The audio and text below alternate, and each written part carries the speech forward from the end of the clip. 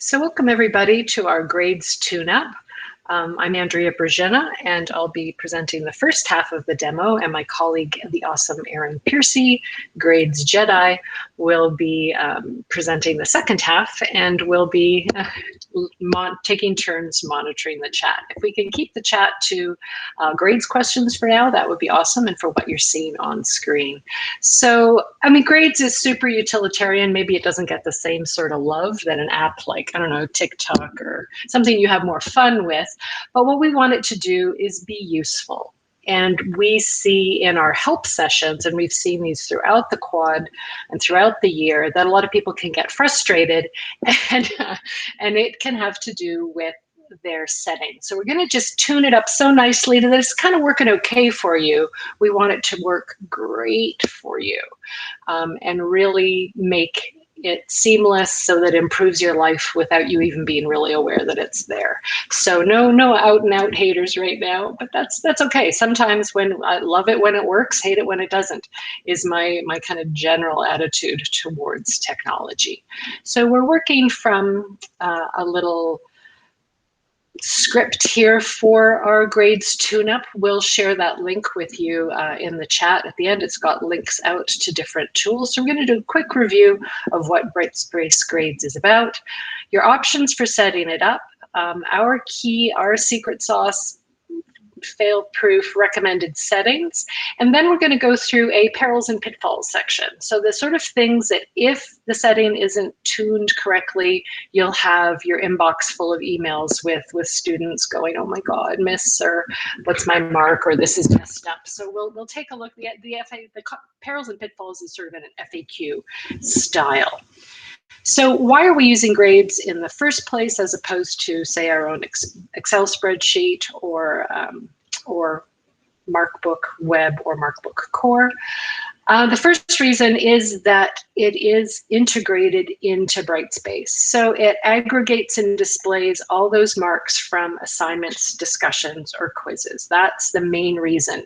It is built, it's not an outside product. When we use other things like Bongo or Zoom or Meet with Brightspace, they are outside products. Grades was built inside of and is one of the positive features of Brightspace. So we don't have to get a file with kids' names to get them added in. They're there. It's populated with student information.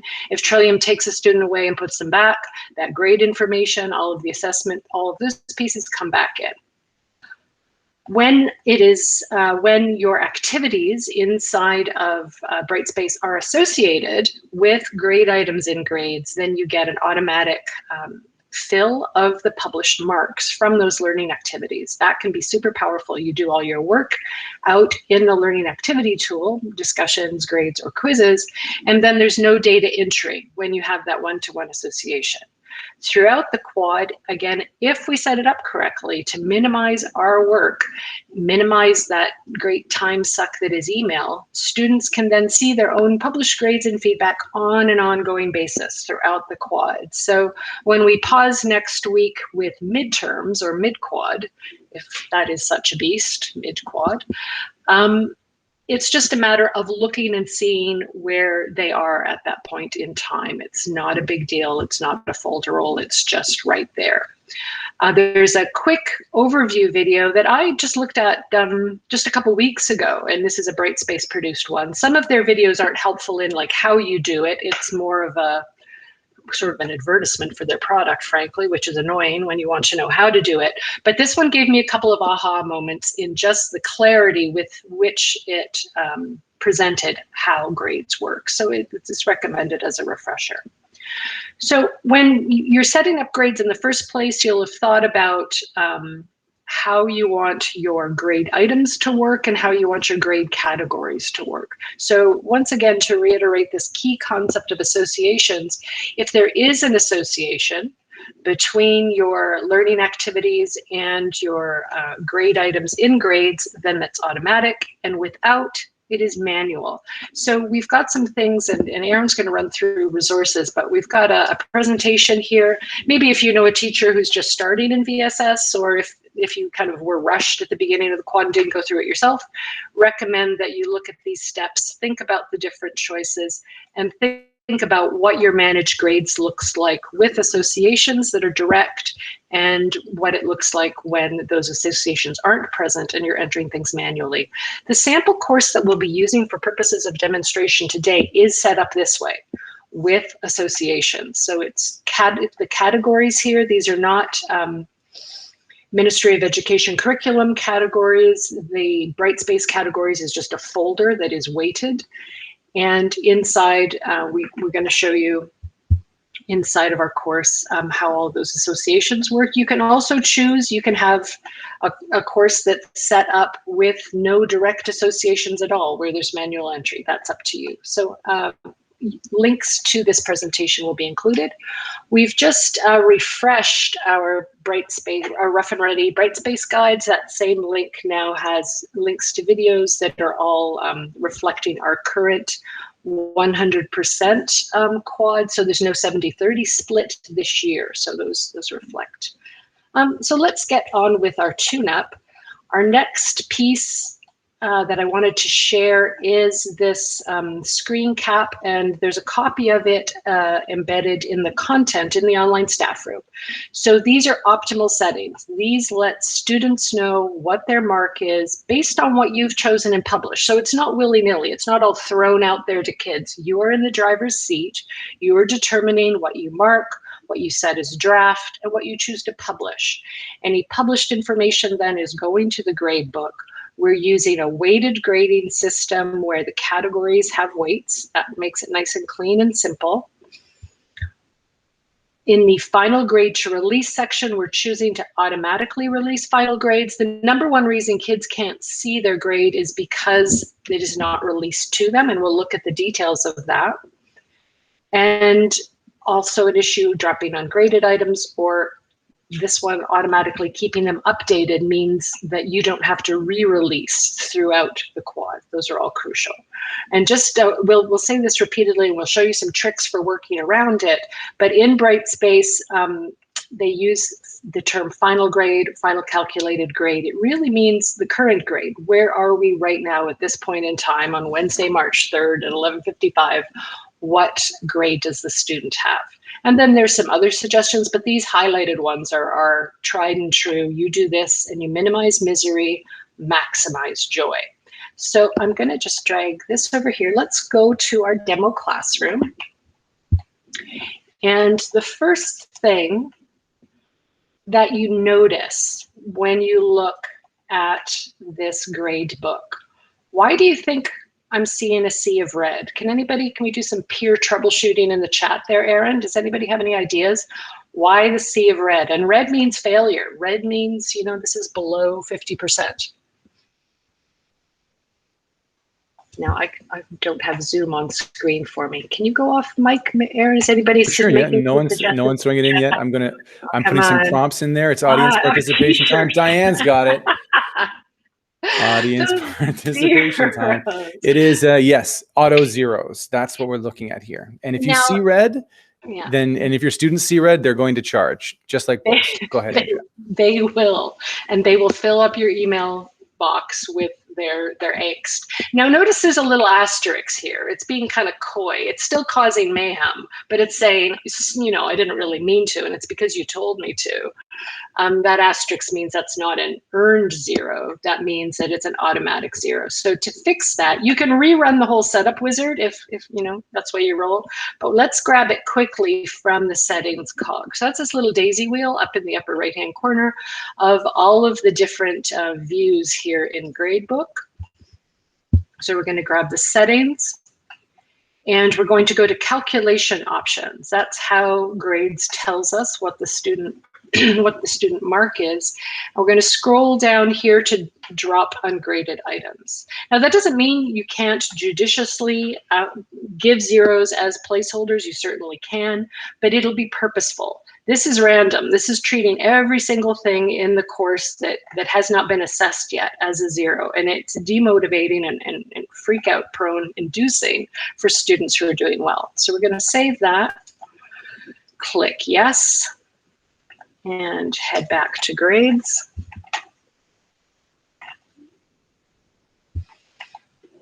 And now you can see that sea of red is gone. But because at one point in time in this course, we did have grades released, notice how these marks are incorrect. And this wee calculator sitting there beside it says that you can recalculate them, but we want to do that more rapidly. So these grades are currently out of date. See where we hover? Often I'm clicking all over the place. I'm a mad woman with a mouse. But when you hover, pause, have a sip of tea. So what does that calculator mean? Calculators can mean different things in different spaces within Brightspace. It means that this final grade is trash. Exclamation point. Oh, it's not often that the software uses an exclamation point. Final grade is out of date. So let's fix that up. And this eyeball with the slash means that if our students go up here, as they do, to the nav bar to click on grades to see what it's at, they'll see the feedback from individual pieces, but they won't see their overall grade because we have the eyeball with the slash. And at this point, with them all failing, that's probably a good thing. Okay, let's go to settings. And we're going to go back to our friend calculation options. And we're going to scroll down, and we want to automatically release, and it's not fine. That sounds like we're throwing out there something we don't want to, but it really means that we're letting our students see where they are at right now, and it's calculated by the system. And we want to tick here to automatically keep it updated. So every time we mark and publish a piece of work, we don't see that little calculator that says your grade is wrong and you have to re-release it. It's going to be correct all the time. I'm going to click save. And then let's head back. All right. So notice though our kids still has the eyeball. Now it's correct. Yay.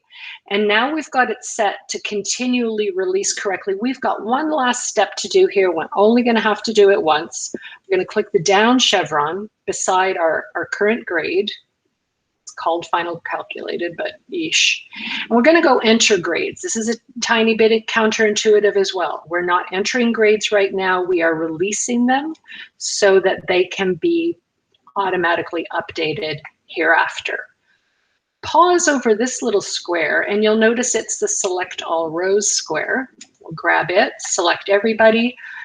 Just in case I have more kids, I'm going to make sure with my 50 to make sure they're all visible. And I'm going to go here to release, unrelease. And if we look at the column on the far right-hand side, the released column, those are all selected. And I'm going to choose save and close. So now my students, I can see this little eyeball, and I have a degree of confidence that my students can see what their current grade is and all of their feedback from the published work that I've done. I'm going to pass it over to, oh, I've got one more thing about what they see. I'm supposed to share when students are looking at their current mark. Should I jump to preview, Aaron, or does that kind of steal your thunder? No, go for it. Let's show them what it looks like. We're going to be talking about how we can manipulate what they see. This is perfect. Yep. Okay. So this weight achieved piece kind of freaks them out. Like you can explain the math to them, but often this number, the points number, oh, I got a 33.8 out of 40. Okay, that was my mark. But this is the weight that has been assigned so far in the quad, and this much of it is complete. And it's just complicated and unnecessary to explain, and it leads to confusion. So I'm going to go back to settings. And in the settings cog, personal display options, that's what the teacher sees, org unit display options. It's a charming name for our children. We'll call them our org units. It warms the cockles of the heart, doesn't it? We're going to take off that weighted grade and we're going to add grade scheme symbol. Scheme symbol literally means percentage in our case, and we're going to go save. And so now it's looking better and better. Kids can see their grades, but Erin's going to take us through how we can double check exactly what they see and going to work on a few other errors and help make things look even better. I need to stop sharing. I'm just going to jump on in. And Andrea was just in that cog. You notice that when we saved it, we had to click close as well. I'm going to talk about that in a second because it is not 100% smooth and creamy yet. It's back end to Brightspace. This is the shortcut. So everything that we did, everything we're doing today, we are going to be using that setup, that settings cog. We're not going to be using the setup wizard, even though most of these changes, if not all of these changes, can be achieved through setup wizard. Setup wizard is a step-by-step taking you through all the decisions you need to make. We're imagining a class today that has already been started. The grades are a little bit need cleaning up. So we're taking this as a class that's already launched, and we're going to go in and tune it up. We're going to go in and fix it. So that settings cog is such a great shortcut because we don't have to go through all of the setup wizard steps. And Andrea just answered Diane's question earlier about why would we click off that weighted grade item for the view for the students? Well, managing view is for teachers. This is not managing the view display, it's the managing view display. And when we click on org unit, we're going to see the student view display. I really like this. We really like this because we're controlling the amount of information the students receive so that they receive just enough and no more. That's what we're looking for. We want to give them enough and no more, because any more is too much, and too much is inherently a risky endeavor. So let's say we want them to see their out of score. We want them to see that they got 8.5 out of 10. We are also going to be clicking on the grade scheme symbol because this will give them their percentage so they can see that that translates to an 85. Not terribly interesting for a score out of 10, but if it's out of 15, then definitely helpful as the math gets more and more complicated. So in this view, it's personal choice, teacher's choice. What would you like to share? We recommend points. We recommend the points grade, which is funny because we recommend the weighted grade system, but show the points grade, unclick the weighted grade, click the grade scheme symbol, which is the percentage, and click this grade scheme color because then they're going to see the visual cue, that red that lets them know that something is up. Just like it let us know something was up, it's going to let them know something is up so that they have another trigger for why they need to hand the work in. Now, decimal places, while we're here, you can use as many as you like, but we are going to recommend at least one. And we're going to recommend that they match up so that what you see, decimal places, if you see 1, the student sees 1. Just it's helpful to avoid confusion.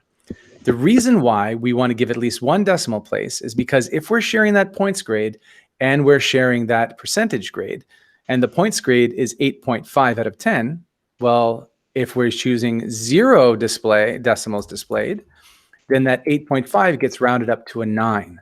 So the student sees a 9 out of 10, but they still see an 85%, and you are going to get emails. And we don't always want emails. So by adding 1 decimal place or 2, it's up to you, this gives them just enough information and no more. This will remain 8.5, this will remain 85, and everyone will understand exactly where they are. So this is our recommendation for this screen right here. We also recommend that you click on this final grade calculation because this enables parts of a course where they can see exactly how they got what they got. So if they are curious about the weight, they can click on and find out. So this is a great, if you take a moment to look at the screen and memorize it, it is a great one-shot of the settings that we would recommend so that students see only the information that they need to see. All right, I'm going to save this and you'll see that it reloads me to this spot. I have to hit close to get out. And now I'm here in my manage grades. Let's take a look. We've edited what the students see so that when we have their mark up here and we do the mark preview, we've got a nice clean, we've got 62.6. Jason McStudent sees his grade. We have all of their out of score so that they can remember exactly what it was they got on that assignment. And we see what that looks like out of 100. You have this beautiful link. Let me make this a little bit larger. This beautiful link right here to the actual assignments, which is argument enough for using grades instead of Brightspace. Honestly, what a wonderful connection to the moments of learning, so that it's not just a mark. This is tied to a lesson, and that's really what we want to be about. That's what teachers want to be. We don't want to be markers. We want to be lesson makers. So anytime you need to see what a student sees, click on that down chevron, select preview, and you're straight in there. But let's take a look at what the teacher sees. Andrea, she paused a second on this final calculated grade. We can change this because the final calculated grade is not the final calculated grade. There's one final grade in this class, and that is the one that we enter in Trillium. At the end of the day, there's one final grade. Everything else is a current grade. So we can, if we wanted to, come in and do a little bit of editing ourselves. We would select edit, and let's just call this the current grade. I'm just making that decision right now. Current grade. We could also call it the up to the minute grade, ongoing grade. The important thing is this is for us to see. This is a reminder to us that it's not the final grade, it's where that student is right now. And I can manipulate the individual display options if I wanted to here. We can always override if we want to override, but right now I'm very happy and I'm going to say save and close. Let's do that.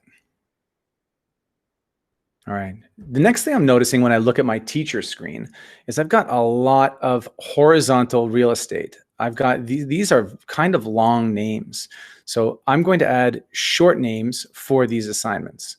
And because I'm editing a grade item, not entering a grade, I'm managing that grade item. I'm coming up to manage grades. And I'll take a look right here at these. These are the offenders. I can edit them one at a time by selecting edit from the down chevron beside each item, and I can just add a short name. And I like the consistency that Andrea had set up here, Unit 1 activity. We're calling this Unit 1 activity, and that's the short name. And then I would hit save and close, and I could repeat that process 1, 2, 3 more times, or it's a great chance to use my favorite tool in the manage grade side, that's bulk edit. I can, with bulk edit, click all of the items that I want to change, make the same or similar changes to, and then I select bulk edit. Now I've got all this information in front of me, and I've always referred to this as shallowly editing. You're editing it in a shallow way, but really we can do a lot of changes here. I'm going to very quickly call this my Unit 2 activity. This one is my Unit 3 activity. This one is my Unit 4 activity. And I've just changed that. I've just edited that right now. It took me seconds. I can play with the max points. I wouldn't recommend messing around with the max points too much, but if you need to adjust the weight edits really nicely in grades. And I can play around with these things, which we'll do in a moment. But right now I'm going to say save so we can see the impact that adding short names to our actual individual assignments, our individual grade items has had. Look how much tighter this is looking already. So I no longer have that long sideways scroll. I'm saving on that horizontal wrist movement, the repetitive stress, the carpal tunnel, and I've got them nice and neat, and they're consistently aligned. They're consistently named. I also have this subtotal and this subtotal, and we get a lot of teachers who say, how do I remove that? I want that gone. It's not a problem at all. We're not going to remove it because you see we can't remove it. It's not a grade item that we can edit, but we can hide this column. And the place where we hide columns is up here in More Actions. And in More Actions, I choose Hide Show Column. And now I've got complete control over what I want to see. This is not affecting the student view. This is just the teacher view, the managing view. So I'm unclicking those subtotals. And when I hit save, my page will refresh. And you'll see that I've lost those columns. Now I'm even tighter because I don't need to know their subtotal for their assignments and their quizzes. I'm concerned with that final one. So here I have, this is the tightest version I can possibly see here.